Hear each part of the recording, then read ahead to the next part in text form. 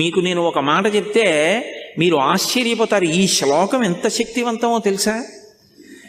మీరు తప్పించుకోలేనంత పెద్ద ఉపద్రవం వెంట తరిమేస్తుంటే వెనకాతల ఏం చెయ్యాలో తెలియనప్పుడు ఈ శ్లోకం జరిగితే చాలా రక్షిస్తుంది అమ్మవారు. అంత శక్తివంతం. చండీపరదేవత అనుగ్రహం అంటే అలా ఉంటుంది. అందుకే చండీ చరణవు అని చండీపరదేవతని స్తోత్రం చేశారు శంకరాచార్యులు వారి ఈ శ్లోకంలో. అటువంటి అమ్మవారి పాదాలు పట్టుకుంటే సంస్కారవంతం చేస్తుంది మనస్సు.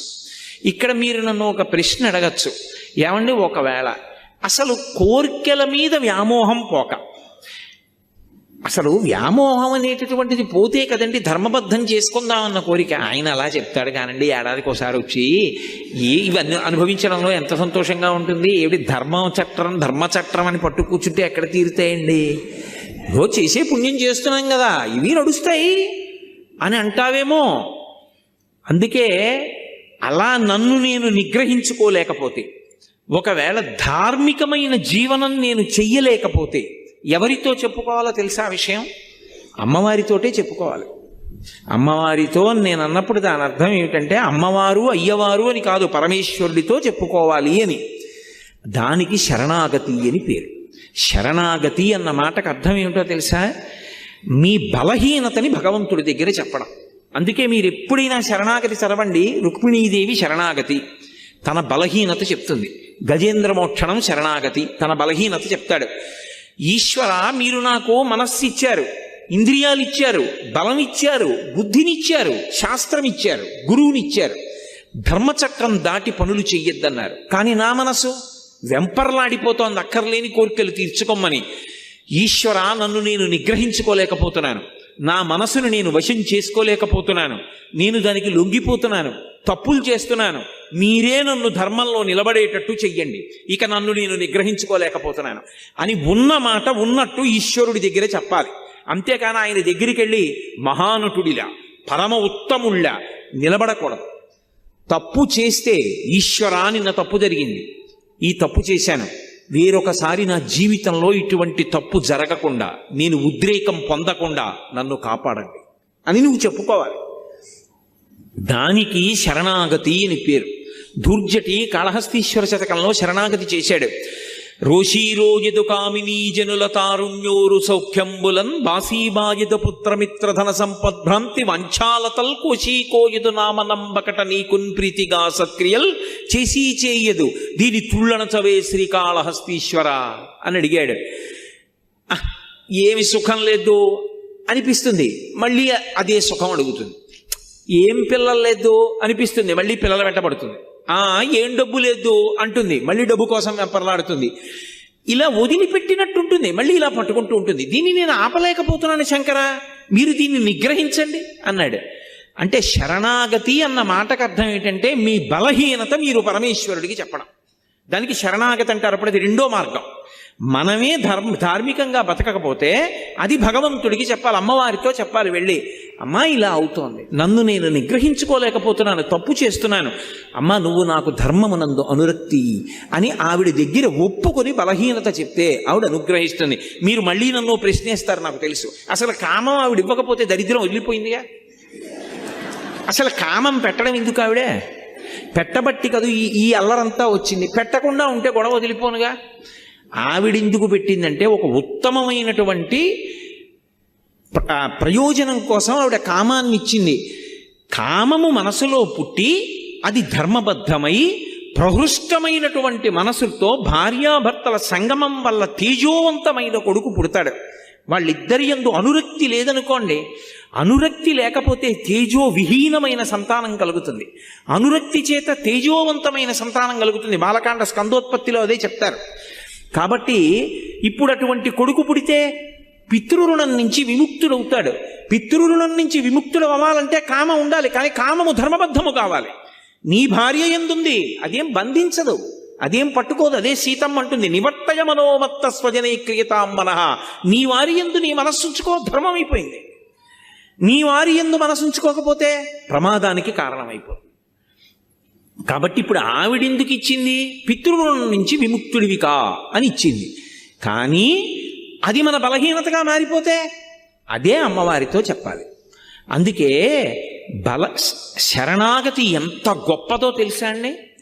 అసలు శరణాగతి నోటితో చెప్పడం కాదు, శరణాగతి త్రికరణ శుద్ధిగా చెయ్యగలిగితే నయ్యితి అంటూ జ్ఞాన మార్గంలో వెళ్ళినప్పుడు చిట్ట చివర ఏ లక్ష్యాన్ని చేరుతాడో, శరణాగతి మార్గంలో కూడా అదే ప్రయోజనానికి వెంటనే వెళ్ళిపోతాడు.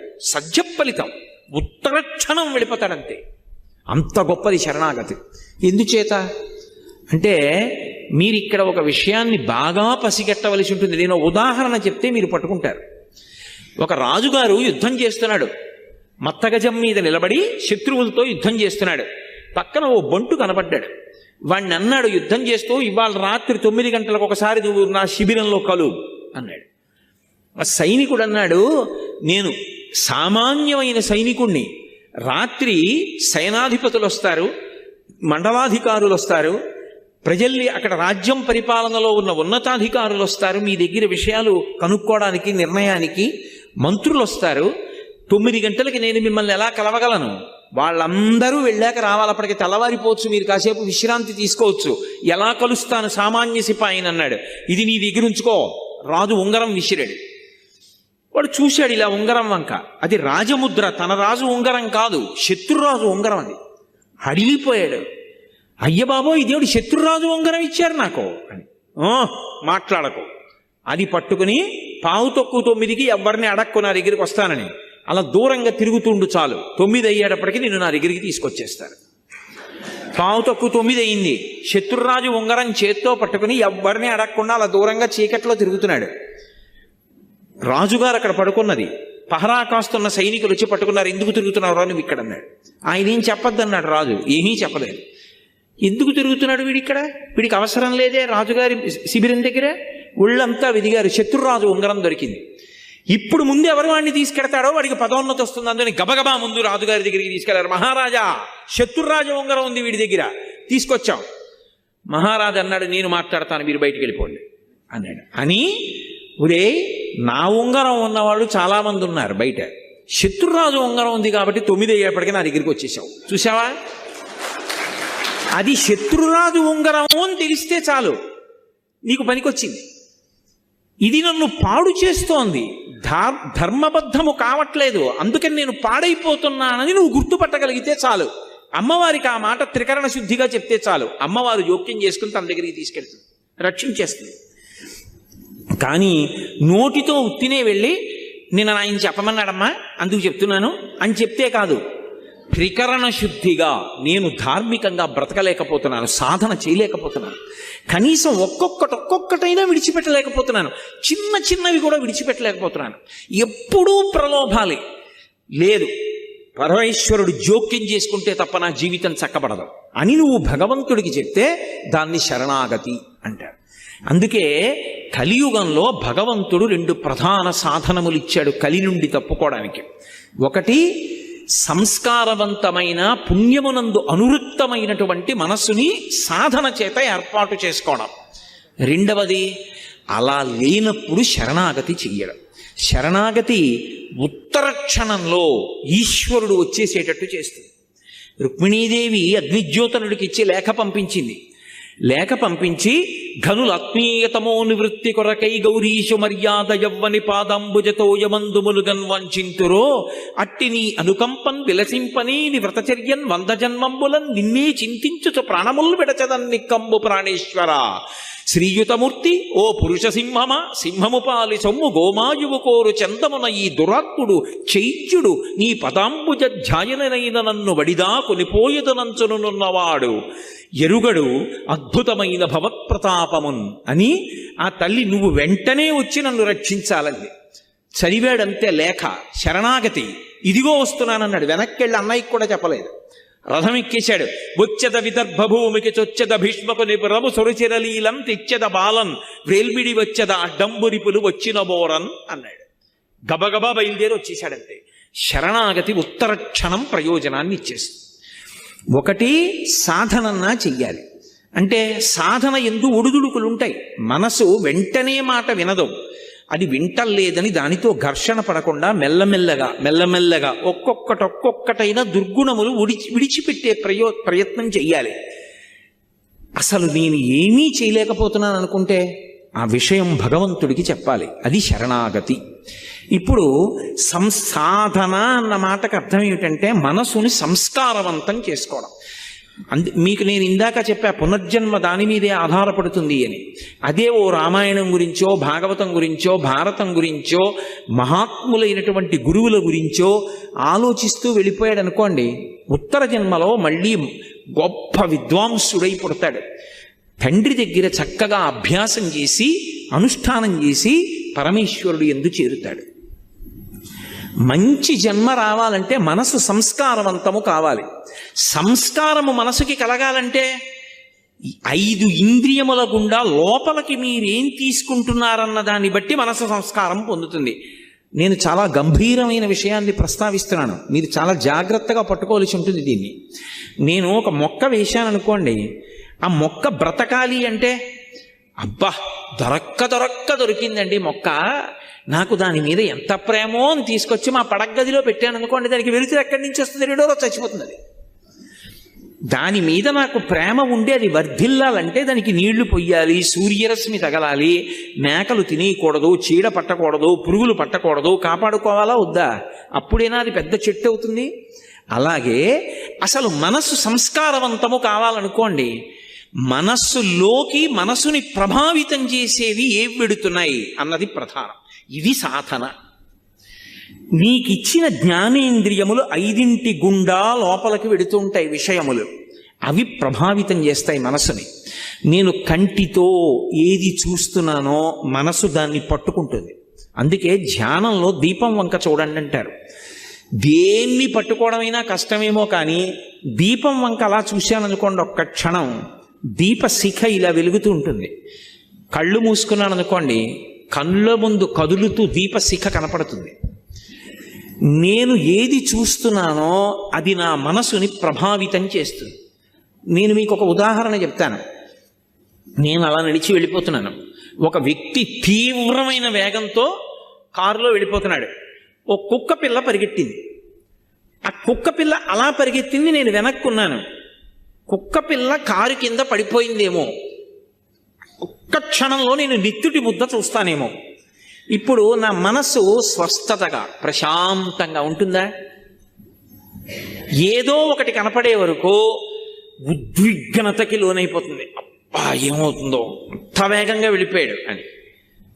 అలా వెళ్ళిపోయిన తర్వాత కుక్క పిల్ల అలా భయంతో ఉండిపోయి కారు చక్రాలు అలా వెళ్ళిపోయి బతికిపోయి కుయ్యి కుయ్యి కుయ్యి కుయ్యి అందనుకోండి, అమ్మా బతికిందిరా బాబు, ఇది చచ్చిపోవడం చూస్తే నిజంగా ఇవాళ నా మనసు వికలమైపోయి ఉండేది అనుకుని, ఈ దిక్కుమాలిన కుక్కపిల్ల ఇలాగే తిరుగుతుందో ఏమిటో అని గబుక్కుని పట్టుకుని తీసుకెళ్ళి మళ్ళీ ఎక్కడో పెట్టేసి మీరు వెళ్ళిపోరా?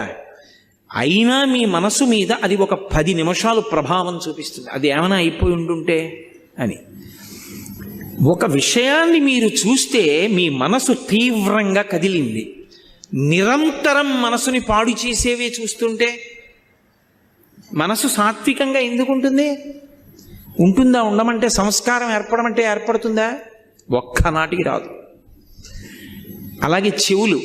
అందుకే వేదం ఇప్పుడు ఏం చెప్తుండంటే ఈ 5 జ్ఞానేంద్రియములు భగవత్పరములగుగాక అని అడుగుతుంది.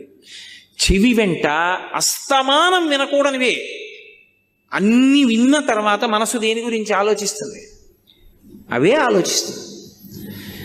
వాసన ఏది రెచ్చగొడుతుందో, ఏది రజోగుణాన్ని కల్పిస్తుందో అవే వాసన చూస్తున్నాడు. మనస్సు తీవ్రంగా కదలకుండా ఎలా నిలబడుతుంది? తినకూడనివి తింటున్నాడు. మనసు వ్యగ్రతతో ఉండకుండా ఎలా ఉంటుంది? ముట్టుకోకూడనివి ముట్టుకుంటున్నాడు. మనసు వ్యగ్రత పొందకుండా ఎలా ఉంటుంది? ఇప్పుడు మనసు సంస్కారవంతం కావాలి అని చెప్తున్నాయా, చాలా మంచిగా ఉండండి అని చెప్పి కంటి నుంచి లోపలికి వెళ్ళకూడనివి, చెవి నుండి లోపలికి వెళ్ళకూడనివి అన్నీ లోపలికి పంపిస్తున్నావు. మనసు ప్రశాంతంగా ఉండు అంటే ఉంటుందా? నాకు చెప్పండి. మీకు నేను ఒక కుక్క పిల్ల ఉదాహరణ చూపించా. కుక్క పిల్లకే అంత కదిలిపోతే ఎంత తీవ్రమైన ప్రభావం ఉంటుంది మనిషి మనసు మీద. సంస్కారవంతము కానటువంటి మనసు నుండి పుణ్యకర్మ రాదు. అసలు పుణ్యకర్మ చేశాడు అంటే దానికి వెనక ఒక అంకురం ఉంది. అంకురానికి ముందు విత్తనం ఉంది. బీజస్యాం తరివంకురో జగదిదం ప్రాంగ్ నిర్వికల్పం పునః మాయా కల్పిత దేశ కాల కలన వైచిత్ర చిత్రీకృతం అంటారు శంకరాచార్యులు వారు దక్షిణామూర్తి స్తోత్రంలో. అసలు విత్తనం ఉంటే కదా అంకురం రావడం, అంకురం వస్తే కదా చెట్టు అవ్వడం, అసలు సంస్కారం ఉంటే కదా మంచి ఆలోచన రావడం. సంస్కారం మనసులో లేదనుకోండి, అది పైశాచికానందాన్ని పొందడం మొదలు పెడుతుంది. ఎవడో బాధపడుతుంటే వీడు సంతోషిస్తూ ఉంటాడు. మంచి పని చేద్దాం, మంచి పని చేద్దాం, ఎవరికన్నా ఉపయోగపడదాం, ఎవరైనా సంతోషపడితే మనం చూద్దాం అన్న ఆనందం ఒకటి మనసులోంచి ఉద్భుతము కావాలి అంటే ఏది ముందు లోపలికి వెళ్ళాలి? మంచి విషయాలు లోపలికి వెళ్ళాలి. మంచి విషయాలు లోపలికి వెళ్ళాయి అనుకోండి, మంచి సంస్కారం ఏర్పడుతుంది. మహాత్మా గాంధీ గారు రైలు పెట్టి చివర నిలబడ్డారు, రైలు వెళ్ళిపోతుంది. అకస్మాత్తుగా ఆయన చెప్పు జారిపోయింది ఒక ఆల్ది, వెంటనే రెండో చెప్పు వదిలేశారు. పక్కనున్నవాడు అన్నాడు, అది రెండో చెప్పు వదిలేశారు ఎందుకన్నాడు. ఆయన అన్నారు, ఒక చెప్పు ఉంటే నాకెందుకు ఉపయోగపడుతుంది, రెండూ వదిలేస్తే దొరికిన వాడికి ఉపయోగపడతాయి, అందుకే వదిలేశాను. అంత ఉత్తరక్షణ నిర్ణయం ఎలా చేశారు అంటే మనసు సంస్కార భూయిష్టం.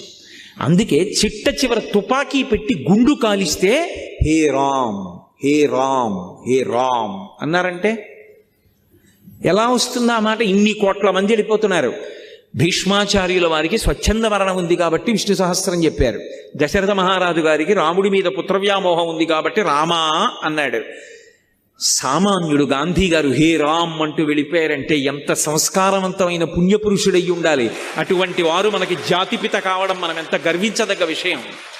కాబట్టి సంస్కారం అన్నది మనసుని పట్టుకోవాలి అంటే నువ్వు ఏమిచ్చి పెంచుతున్నావు, దీన్ని ఎలా పెంచుతున్నావో మనసుని కూడా లోపల ఏమిచ్చి సంస్కారవంతం చేస్తున్నావు. మీ ఇంటికి వస్తే రామాయణం 6 కాండలు కనపడతాయా? భాగవతం 12 స్కంధాలు ఉంటాయా? భారతం 18 పర్వాలు ఉంటాయా? నువ్వు చదవకపోతే నువ్వు పువ్వు వేసి నమస్కారం పెడతావా? ఇలా చుట్టూ కళ్ళు తిప్పితే భగవన్మూర్తులు కనపడతాయా? మీ ఇంట్లో మాట్లాడుకునే మాటలు భగవత్ సంబంధమైనవి పెద్దవాళ్ల గురించి ఉంటాయా? నువ్వు ఎప్పుడైనా మంచి విషయాలు చదువుతూ ఉంటావా? అవి చదువుతుంటే సంస్కారవంతమైన మనసు ఏర్పడుతుంది. నేను కూడా పుణ్యకర్మ చెయ్యాలి. పుణ్యకర్మ అంటే ఒకరికి సేవ చెయ్యాలన్న సంతోషం. నిన్ననే చాతుర్మాస్యం పూర్తి చేసి చెన్నై వచ్చినటువంటి కామకోటి పీఠాధిపతులు శంకర విజయేంద్ర సరస్వతి స్వామి వారు సేవ 2 అక్షరాలు చిన్నది కావచ్చు, చేయడానికి పెద్ద మనస్సు ఉండాలన్నారు. ఎందుకని? మీరు చూడండి, లోకంలో నేను వీరికి సేవ చేశానంటాడు. నిజంగా చెయ్యాలని కాదు. ఎందుకో తెలుసా? లోపల ఒక అహంకారం ఒకటి తృప్తి పొందుతూ ఉంటుంది. అది ఉండకూడదు, అది దాటగలగాలి. ఎందుకని? ఆయనకి లేదు, నాకుంది, నేను ఇస్తున్నాను ఆయనకి అన్నాను అనుకోండి, ఇప్పుడు అందులో ఒక చిన్న గర్వం ఒకటి ఉంటుంది. వాడికి లేదు, నాకుంది, నేను ఇస్తున్నాను. ఇవ్వడం వరకు మంచిదే, కానీ నిన్ను నువ్వు గెలుచుకోవడం చిన్న ప్రతిబంధకం వచ్చింది. కాదు, నాకిచ్చిన వాడోడు ఉన్నాడు, వాడు నాకిచ్చాడు, ఓ లేనివాడిని చూపించాడు, నువ్వు తీసుకెళ్ళి అక్కడికి అని ఇప్పించాడు, నాకు పుణ్యం ఇచ్చాడు, నా జీవుణ్ణి కాపాడాడు, వాడికో నమస్కారం. ఇప్పుడు ఆ లేనివాడిగా వచ్చినవాడు ఈశ్వరుడు, నిజంగా వాడు లేనివాడు కాడు. ఈశ్వరుడు అలా వచ్చి నా దగ్గర పుచ్చుకున్నాడు, పుచ్చుకోవడానికి నాకు ఇచ్చాడు. ఇప్పుడు నేను ఈశ్వరుడి చేతి ఉపకరణాన్ని. అందుకే ఈ దేశంలో దానం చేశారనుకోండి, దానం పుచ్చుకున్నవాడు నమస్కారం చేయడు. లోకంలో ఏంటి, ఒకడికి అవసరం ఉంది, ఒకడి దగ్గర అవసరం తీర్చగలిగిన శక్తి ఉంది, ఒకడికి బట్టలు లేవు, ఒకడి దగ్గర బోల్డన్ని పంచెల చాపలు ఉన్నాయి, ఓ పంచెల చాప పట్టుకెళ్ళి ఇచ్చాడు. ఇప్పుడు పుచ్చుకున్నవాడు ఇచ్చినవాడికి నమస్కారం చేయాలా, ఇచ్చినవాడు పుచ్చుకున్నవాడికి నమస్కారం చేయాలా? పుచ్చుకున్నవాడు ఇచ్చినవాడికి చేయడు, ఇచ్చినవాడు పుచ్చుకున్నవాడికి వాళ్ళకి దండం పెడతాడు. ఎందుకని? భాగవతంలో వామనమూర్తి ఘట్టంలో చెప్తారు, విప్రాయ ప్రకటిత వరాయ భవతే విష్ణుస్వరూపాయతే తత్ప్రామాణ్య విధే త్రిపాదస్య ధరణిం దాస్యామి యంచున్ క్రియాక్షిప్రుండై ధనుజేశ్వరుండు వడుగున్ చేసాచి పూజించి బ్రహ్మప్రీతం అని ధారబోసే భువనం ఆశ్చర్యము పొందగాన్. బ్రహ్మప్రీతం అని పరమేశ్వరుడు సంతోషించుగాక. ఆయన రూపంలో వచ్చినవాడు ఈశ్వరుడు, ఇవ్వగలిగినటువంటి ప్రజ్ఞనిచ్చింది ఆయనే. లేకపోతే నేనెక్కడి నుంచి ఇస్తాను? ఇవ్వగలిగానంటే ఆయన అనుగ్రహం. కోటేశ్వరరావు గారు ఉపన్యాసం చెప్పారని పైకి కనపడుతుంది, ఒక విషయం మీద మాట్లాడడానికి కావలసినటువంటి సమాచారం అంతా మెదడులో ఉన్నదాన్ని ఒక క్రమంలో బయటికి వచ్చేటట్టుగా చేసి ఆ మాట్లాడేటప్పుడు తీసినటువంటి ఊపిరిని వాక్కుగా మారుస్తున్నప్పుడు డొక్క నిప్పెట్టి టక్కని పట్టుకుందనుకోండి, ఏం మాట్లాడతాను? అలా పట్టుకోకుండా 2 గంటల పాటు విషయాన్ని ఒక క్రమంలో వాక్యాలుగా మార్చగలిగినటువంటి ప్రజ్ఞనిచ్చి మాట్లాడిస్తున్న వాడొకడు లోపల ఉన్నాడు. వాడు మాట్లాడుతున్నాడు. ఈ మైక ఉపన్యాసం మాట్లాడుతున్నది, నేను మాట్లాడింది ఇది మాట్లాడుతోంది. ఇది నా ముందు ఎలా ఉంటుందో వాడి ముందు నేను అలా ఉన్నాను. అది పోతన గారు. అందుకే పలికిది భాగవతమట, పలికించు విభుండు రామభద్రుండట, నే పలికిన భవహరమగునట, పలికెద వేరొండుగాధ పలుకగనేలా. నేనా పలుకుతున్నది, రామచంద్రమూర్తి నా చేత పలికిస్తున్నారన్నారు మహానుభావుడు. ఇది సనాతన ధర్మంలో సేవ. మీరందుకే ఎప్పుడైనా ఒక విషయం గమనించండి, సేవ అన్నది మొదట ఎవరి దగ్గర ప్రారంభం అవుతుందంటే భగవంతుడి దగ్గరే ప్రారంభం అవుతుంది. ఆయన చెయ్యనిది మనం చేసేది ఉండదు. సేవ ఎక్కడ మొదలు? భగవంతుడి దగ్గరే మొదలు. మీరు భాగవతం చదవండి. భాగవతంలో కృష్ణలీలలు అని ఉంటాయి. కృష్ణలీలలన్నీ ఏమిటి? కృష్ణలీలలన్నీ సేవయే. ఆయన కాళీయుడి పడగల మీదకెక్కి తాండవం చేశాడు. ఇప్పటికీ వెంకటేశ్వర స్వామి వారికి సుప్రభాతం చేస్తే మనం అందులో ఇప్పటికీ చెప్పట్లేదు, శ్రీ వెంకటాద్రిశిఖరే శిరసశ్రుతీనాం అంటూ, స్వామి నువ్వు ఆ కాళీయుడి పడగల మీద పాదాలు పెట్టావు, వెంకటాచల పర్వతాల మీద వెంకటాచలం శిఖరం మీద పాదాలు పెట్టావు అంటాం. ఆయన పావు మీద ఎక్కి నాట్యం చేయడం ఏమిటండి? లోకంలో ఎవడైనా చేస్తాడా? పావు పడగల మీద 101 పడగల మీదకి ఎక్కి నాట్యం చేయడం ఏమిటి? అది కూడా మామూలుగానా? ఏదో భయపడుతూ పడగల మీద కాళ్ళు పెట్టలేదు.